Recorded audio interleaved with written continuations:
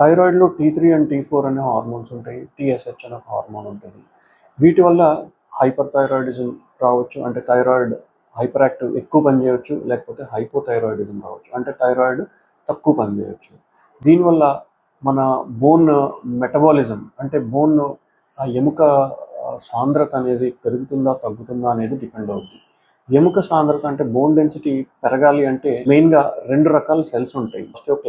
ఆస్టియోబ్లాస్ట్స్ అని ఉంటాయి. క్లాస్ట్స్ ఏంటంటే ఎముకని రిసార్బ్ చేసేవి, అంటే దాని సాంద్రతని తగ్గించేవి.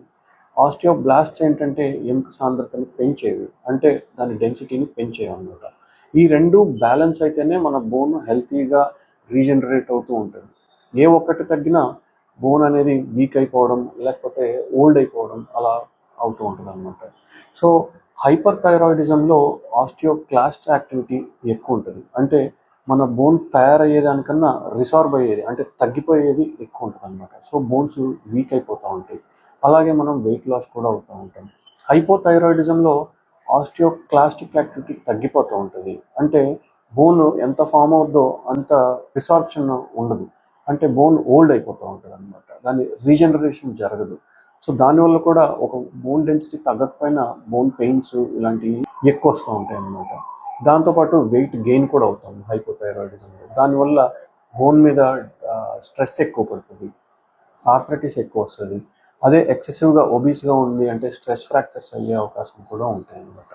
సో దీనిని అవాయిడ్ చేయడం, యాజ్ యూజువల్ థైరాయిడ్ని ఫస్ట్ అడ్రస్ చేయాలి. దాని టెస్టులు ఎండోక్రైనాలజిస్ట్ని కానీ ఆర్థోపెడిషియన్ కానీ కలిస్తే దానికి సంబంధించిన టెస్టులు చేసి అది హైపర్ అంటే థైరాయిడ్ ఎక్కువ ఫంక్షన్ చేస్తుందా లేదా థైరాయిడ్ తక్కువ ఫంక్షన్ చేస్తుందా అనే దాన్ని చూసి దాన్ని కరెక్ట్ చేస్తూ ఉంటారు అన్నమాట.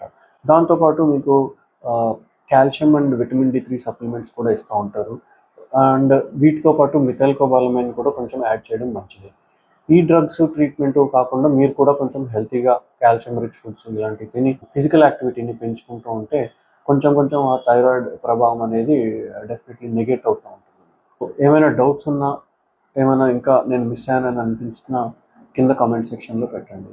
నెక్స్ట్ వీడియోలో నేను అడ్రస్ చేస్తాను.